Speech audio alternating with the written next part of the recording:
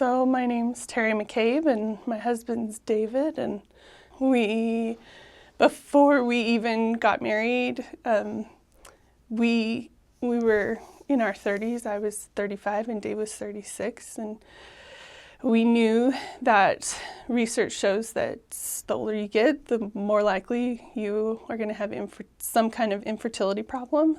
So we had, already discussed this. And so once we got married, we were like, let's go for this. Just try to have a baby because we never know what's going to happen. And the rule for doctors is if you're under 35, you have to wait a year before you see a doctor for any problems. But if you're over 35, it's 6 months. So as soon as we hit the 6-month mark, 6 months after our wedding, we went in and started doing all the tests. And yeah, they take a lot of blood. I always joke that infertility doctors are vampires because they take a lot of blood, a lot of blood tests. They test for everything, all the hormones, anything and everything, because you never know, like your thyroid might actually be causing problems and that's why you can't get pregnant, or you're having, you never know what's actually your infertility problem. So they test everything. And an advice that I'm on a support group, and advice I always tell people is, if your doctor's not testing anything, get a new doctor, because that's really the problem, especially if you're seeing an OBGYN and they're not doing anything to help you. Go get a new doctor, and especially if your insurance will cover going straight to an infertility doctor, go there, because they will test for anything and everything. So research shows that 1/3 of infertility problems come from the female, and 1/3 comes from the male, and then 1/3 is either a combined or an unknown factor. So they have to test both of you, and you never know what your diagnosis is going to be. And we were living in England at the time, and so we were under socialized medicine. So from the time we first started doing testing to when we actually saw an OBGYN, which is, they do things completely different in England, was 11 months. And it took forever for us to get in to see a specialist.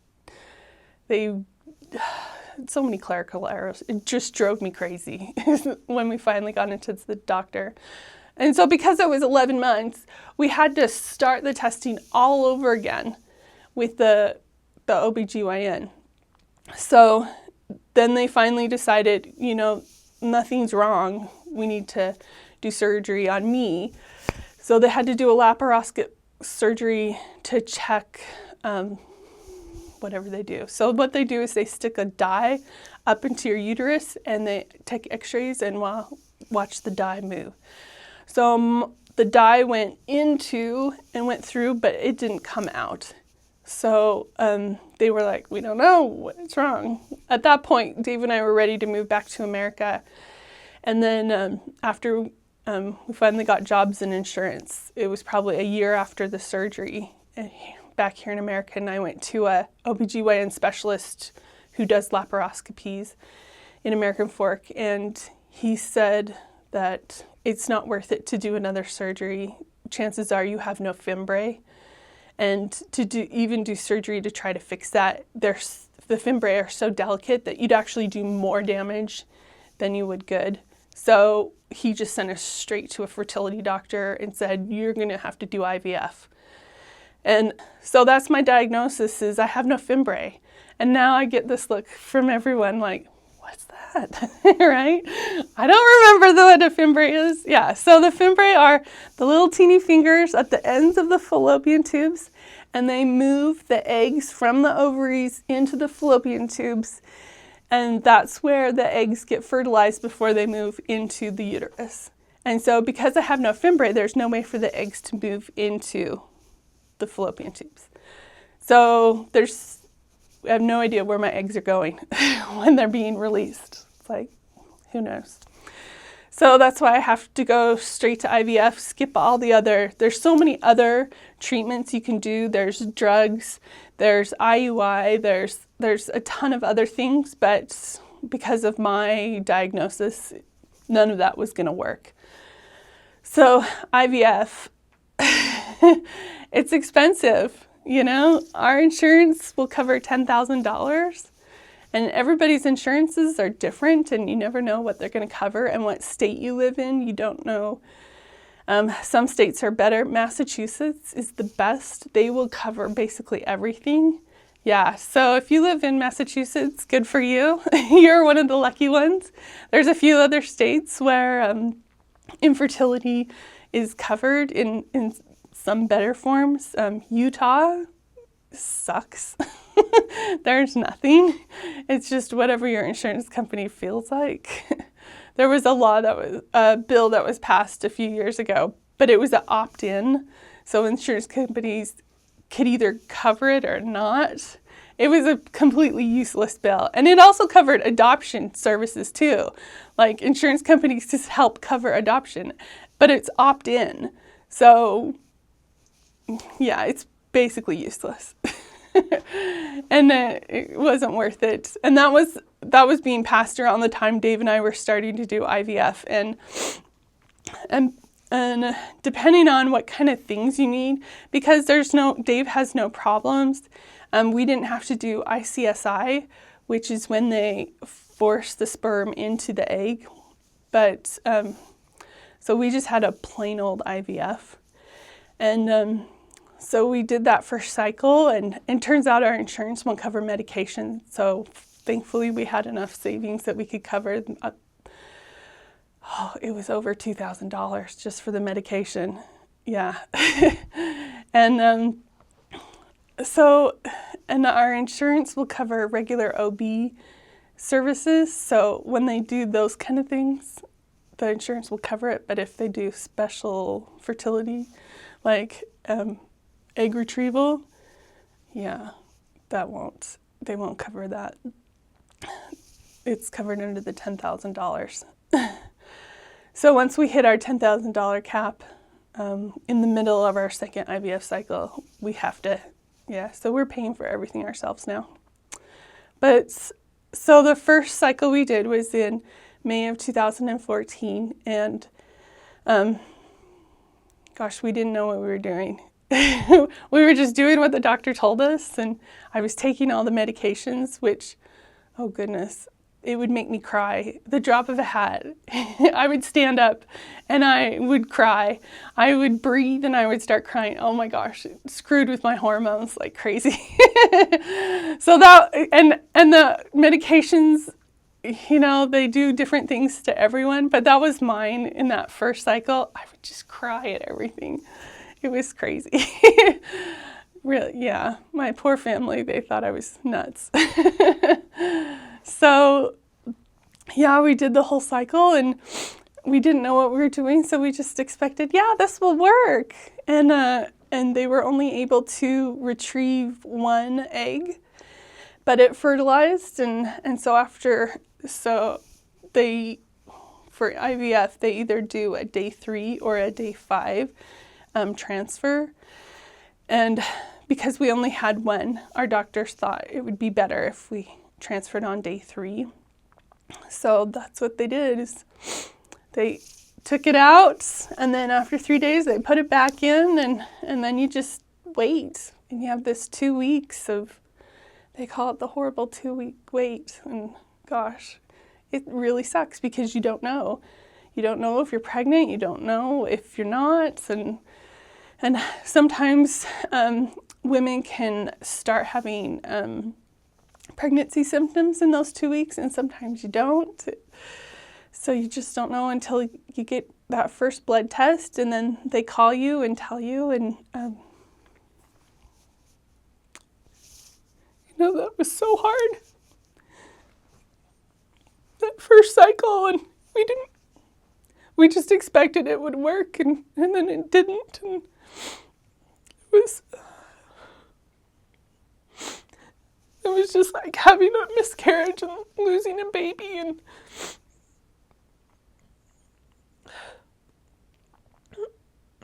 we were so devastated.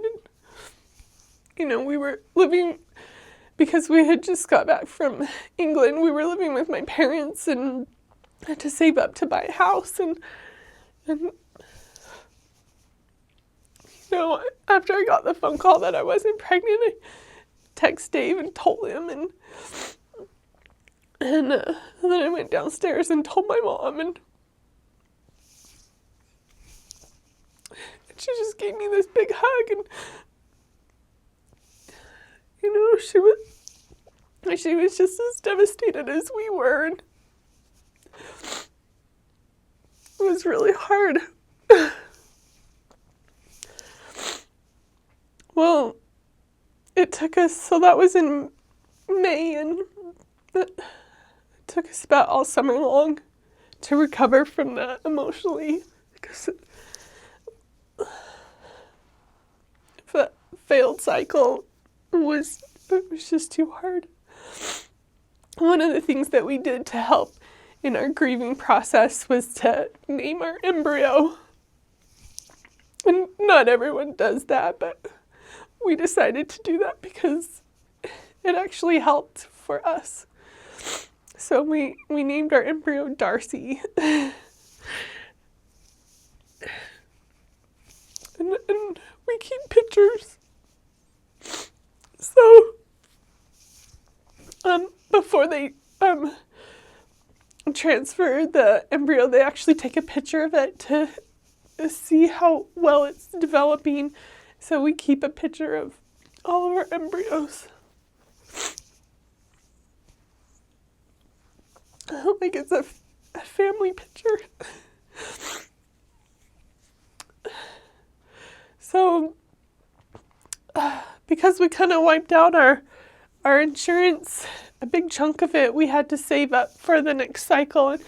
And that actually took a while, almost 2 years. And so we didn't have enough money until February 2016 to do another cycle. And during that time, we were able to finally buy a house. And right before that, my mother actually died. So that just made it worse. Not having your mom around that actually loves you and wants the best for you. It was really hard.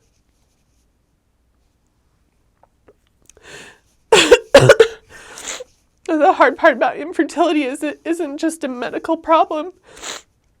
It's a emotional and a financial, and I know a social worker who did some preliminary research here in Utah, and she found that the hardest part about infertility is the financial problems, and then the how it affects your relationship with your spouse.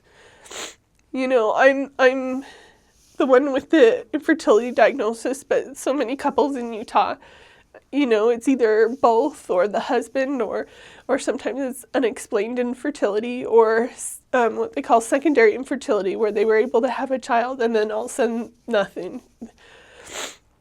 So, it can really affect couples. I have a infertility friend. Her husband actually divorced her because he couldn't handle it. And he went and found another wife who could get pregnant. And so it was really hard on her. And, when something like that happens, you just give them a big hug because you don't know what to do when someone just leaves you like that. But it's actually me. And one thing I've noticed is that for women, it's an immediate reaction.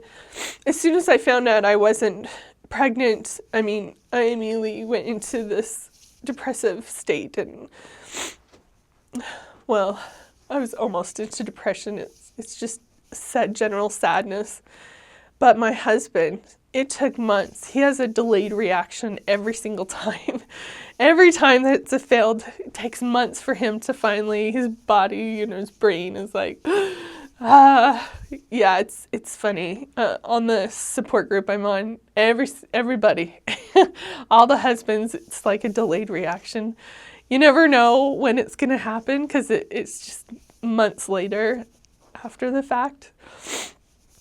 So we finally had enough money and did another cycle in February 2016, and our fertility doctor's wonderful. She decided, because of our age and because I was only able to produce one mature egg the first time, she put us on a different medication protocol. And she called it a mini cycle. So it's a minimal stimulation. And it worked because I was able to produce 2 mature eggs this time. It doubled, so that was good. We did the whole cycle and everything, and we did another day 3 transfer with both embryos, because neither one of us have a problem with having multiples, twins, or we really hope just twins, because triplets and quadruplets, oh gosh, that would kill us.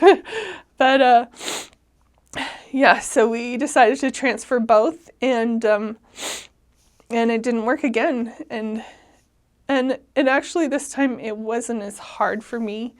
It wasn't as devastating because of the first. It's kind of like, again, not pregnant again. You know, you never get that positive pregnancy sign. So it was just like, all right, let's save up money for another time. But of course, David took months before he reacted to it. And so after that cycle, we had a follow-up with the doctor, and she actually suggested to us to do embryo adoption. Technically it's called being an embryo donation recipient, but a lot of people just call it embryo adoption. So someone else who's also done IVF, and they've been successful and have as many kids as they want, but they have all these leftover embryos. So they decide to donate them to someone who can't produce enough embryos like us. So we got put on a waiting list at our clinic, and they consider it a closed adoption. So we don't know who the donors are, and they don't know who the recipients are. And this is called third-party reproduction, and a lot of times states won't cover this, in insurance companies won't cover it because it's third-party. And third party is also considered like sperm donors or egg donors or surrogates or anything like that, where another person has to help you get pregnant. And because we're Mormon, the church does not like that. But we decided to do it anyway, because there's that little line in the handbook that says couples can decide what they want to do. The church does not like it, but they will accept whatever your decision is. So, and we had talked to the bishop, but told them about our problems. One of the side effects of the second failed, well, actually it was right before that. In 2015, for a long time, it was really, really hard to sit through church. So my husband decided he just couldn't go to church anymore. And I had decided a long time ago, because of my experiences on mission, and I had seen too many women going to church with their kids without their husbands, and they were just heartbroken and devastated. And I decided a long time at that time, if my husband ever decides to stop going to church, I'm not going to go with him, because I'm not going to break up our marriage. It's us. It's either you go and I go, or if you don't go, I don't go. So for a long time, I didn't go to church because it was really hard on my husband. He couldn't sit through sacrament meeting. He couldn't sit there with the little kids, and it was really hard for him. I was willing to stick it out and just suck it up and have my heart broken every Sunday, but it was just too hard for him. So when the bishop finally called us and asked us if we would, what's going on? I haven't seen you in a while. You know, he's actually really nice. Not all bishops are like that. I've heard some really horrible stories. But he was really, he understood, and he just was like, okay, come back when you're ready. After our second IVF cycle failed, we finally went back to church, and we got our temple recommends renewed, and things are going well, much better now that we're going back to church. I think it's easier. So we were on the waiting list for the embryo donors, and they told us that it could take up to a year because you never know who's going to donate or how many embryos are going to be donated. It can be 1, it could be 10, you never know. So we expected to have a year to save up enough money to do another cycle, and this would be a frozen embryo transfer instead of IVF. It's kind of like the second half of IVF because the embryo is already made, so all you have to do is transfer it into your uterus. But then 4 months later, we got a phone call and said there's 2 embryos for us. We were so excited. I had no idea that it was only going to be 4 months. We were so happy. So we did everything that they have a checklist of everything they needed us to do. Every clinic is different. Sometimes because some people consider it a real adoption, they want you to do a home study, like you would do a adoption for a baby. And they only had us go do a psych eval. So we had to go to the psychologist up in Salt Lake, and it actually wasn't a real psych evaluation on us. It was kind of different. Mostly what she talked about was, how are you going to tell these kids how they were made? She said that a lot of children in adoption, if they're told from the very beginning that they're adopted, then it's much easier for them. But if you kind of don't tell them and keep it a secret, when they finally find out when they're an adult, it shocks the system, and it's really hard on them. And so she said, start when they're babies. Even there's actually books made about, and you can read the books to the kids to help them get used to the idea that, mommy and daddy didn't make me, but mommy did grow me, and it's a little different, but it helps if you tell them from the very beginning. So that was really good to help us know that. I mean, my father and my uncle were adopted, and they always knew that they were adopted. And I grew up always knowing my father was adopted. So I knew that was a good idea. You start when they're really young, and so it's just not really a big deal that they're adopted. So we had to do the psych eval. We had to pay for storage fee for the because they were still frozen. So we had to pay the frozen storage fee, which was $500. And then we had to start all the testing all over again, all the blood work. But I was the only one who had to do anything. Dave didn't have to do anything. He just sat back and took me to appointments and sat on his phone and watched his Aston Villa and soccer team. So yeah, I had to do all this blood work all over again. And then in the middle of the testing, my doctor suggested we do a endometrial biopsy, or sometimes they call it a scratch test. And what they do is they go in and take some uterine tissue to see if there's anything wrong preventing you from getting pregnant. And so I had to go and do this, and it showed that I had a bacteria in my uterus. So I had to take some really powerful antibiotics for about 3 weeks, and it killed it. But I know people who did the same thing and it didn't kill their bacteria. So I was really lucky. It killed the bacteria. And even though it pushed us back, basically we were going to do the transfer at the beginning of November, and it pushed us to the end of November. And to do this, and it was no big deal.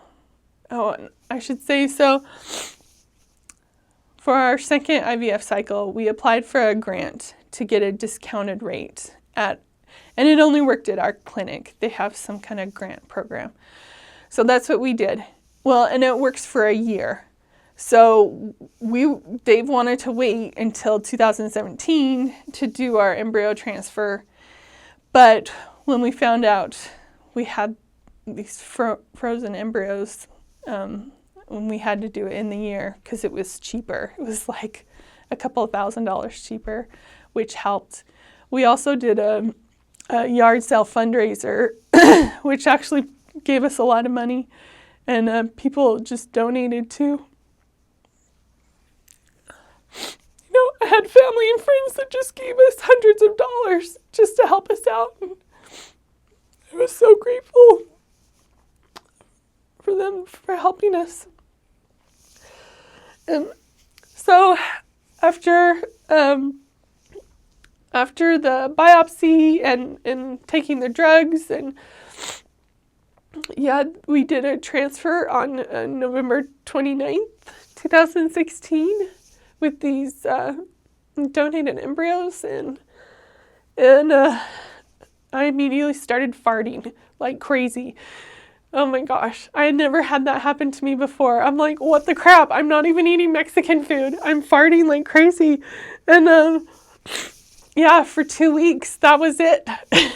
I was farting. And then all of a sudden I started having pregnancy symptoms. And sure enough, on after a 2-week wait, they said I was pregnant. And my HCG levels were over 200, which could possibly mean I was pregnant with twins, but we weren't sure. Even though we transferred 2 embryos, we had no idea if both of them would attach to my uterus or not. But 200 is a good level. And then a week later, I was up to 800, which is another good sign. And then we had about a week and a half later, I did 2 weeks later, I did the first ultrasound. And they do ultrasounds early with fertility treatments because you have an increased risk of miscarriage with any fertility treatment. So they do more blood tests and they do more ultrasounds, especially in the first trimester, just to make sure that your pregnancy works. So that first ultrasound, there was 2 yolk sacs, and one we could hear the heartbeat pretty strong. It was really good. And the other one, she couldn't find a heartbeat, but you could still see the little growing embryo. And she said, well, let's wait till next week. Maybe I just don't have the right angle and I'm not, catching the heart rate.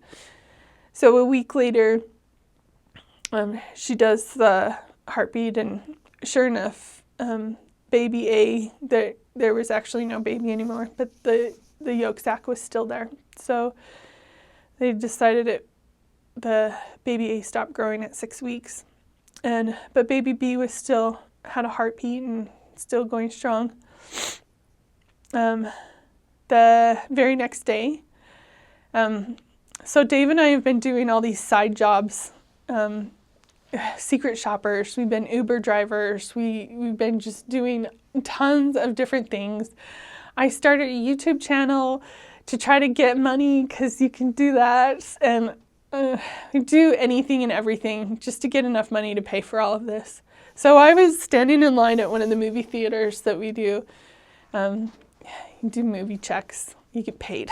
Basically, you get paid to watch trailers or watch a whole movie. And I'm standing in line to talk to the manager, and sure enough, it feels like I'm peeing my pants. So I go to the bathroom, and I have this gush of blood. And fortunately, our clinic has a second office in Murray, and I was close by, so I just drove over there. And the nurse does an ultrasound, and she can't find a heartbeat. And this is the day after, the day before there was a heartbeat, and the very next day there's no heartbeat. And this is on a Friday. And she's like, you know what, maybe I'm just not doing it right, but you could possibly be having a miscarriage, especially since, there was this huge gush of blood. So she said, just go on bed rest for the weekend, and then Monday morning we'll get you in and we'll do another ultrasound just to make sure. So that's what I did. I was on bed rest, basically. I didn't do anything. My husband was wonderful and took care of me and brought me food, and I watched a lot of Netflix. And so Monday morning we go in, and the nurse does the ultrasound again, and there's no heartbeats. And she basically says, yeah, it's a miscarriage. But later that afternoon, we get a phone call from the doctor, and she's like, you know what, I want you to come in and do another ultrasound. She said, you still have to take, so that was Friday when I had possibly my miscarriage. And they said, you know what, you still have to take all your medications this whole time. So one of the hard, when you're doing a frozen embryo transfer, so you have to do a progesterone and oil injection in your butt. And it's just horrible. And that's like the worst one. And my poor husband does it because it's not like you can do it yourself. It's so hard. So he, while I was on bed rest, I just turned over, laid on my stomach, and he did the injection. And it was so much easier because when you're standing up, your muscles are in contraction, and so they're trying to prevent the needle from going in. Gosh, if I would have learned that earlier, lay on the bed, you can do it then. It would be much easier. So we still had to do all these injections. The doctor called us on Monday afternoon and said, you still need to take your injections. Okay. So then Tuesday morning, really early, I had another ultrasound with the doctor. And Dave had been going to all these with me.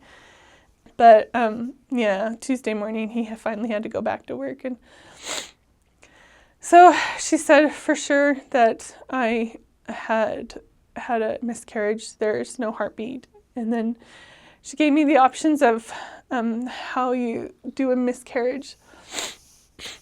You could just let it happen naturally, and if that doesn't happen, then it can actually cause problems if the sacs erode in your uterus. And so you can either do medication or a DNC, and we just decided to do a medication to make it easier. So over the weekend, when we knew that it was possible I was having a miscarriage, we had decided, okay, Martin Luther King Jr. Day is coming up, the long weekend. Let's go get away. If it is really a miscarriage, we need to go away, go to the beach, go somewhere warm. Because it was really horrible. Bad weather in Utah, snowing like crazy, freezing cold. Yeah. So Tuesday, after we knew that it was confirmed that I had a miscarriage, we made plans and got a rental car. And so that Friday we left and went to California went to the beach for a long weekend, and we felt so much better. And because that whole week I could feel the depression coming on. I knew it was going to happen. Just like if I had postpartum depression or anything like that. I could feel it coming. And as soon as Dave and I got in the car and drove to California, it was gone. I felt so much better, being on the beach. Even though the locals thought we were crazy getting in the water in January. It wasn't cold to us. So, yeah, we felt so much better. And while we're there, we decided we wanted to do it one more time. Even though we're in our 40s now, we want to try one more time with the embryo donation. And if it doesn't work, we'll just be cranky old people. And if it does work, then we get to be parents again. And so yesterday, actually, we had a follow-up with the doctor. So when we came back from California, I took the medication for a miscarriage. I don't know who invents these things, but you don't take it orally. You have to put it up your vagina. You have to put these pills up there. And I'm like, are you serious? Who invents this crap? The stuff we have to do just to have a child. It's just crazy.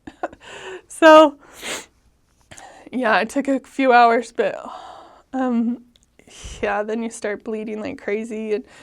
And mine kicked in just as Dave was coming home from work, thank heavens. So I'm sitting on the toilet and I'm in massive pain because I'm passing the first yolk sac. And I didn't think I was in a lot of pain, but it made me throw up. So fortunately, our tub was right in front of me. I'm sitting on the toilet passing this yolk sac and I'm throwing up in the bathtub. And my poor husband's like, let me know when you're done. It's like, this is disgusting. Poor guy. Yeah, so I threw up and it was bad.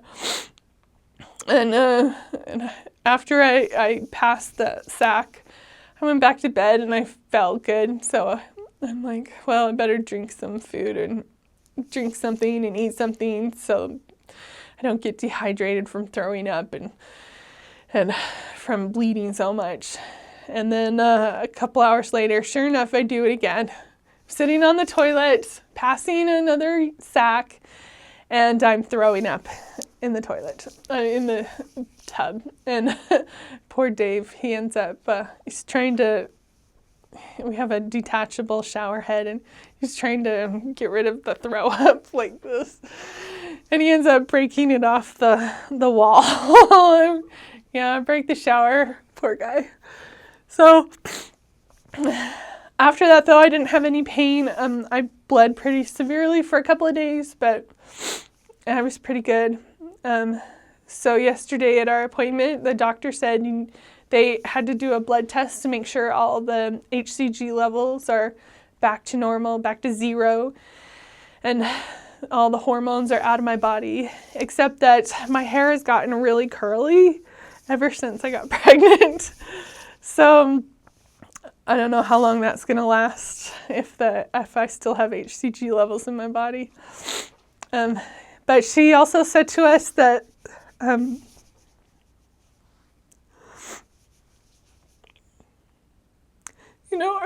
doctor's wonderful to us. She has to deal with this for thousands of her patients all the time. She's really compassionate.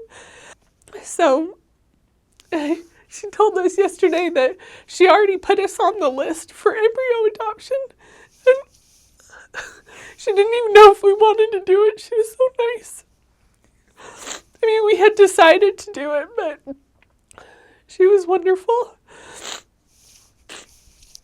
So we're already on the list, and I don't know. We're just waiting now. You have to make sure that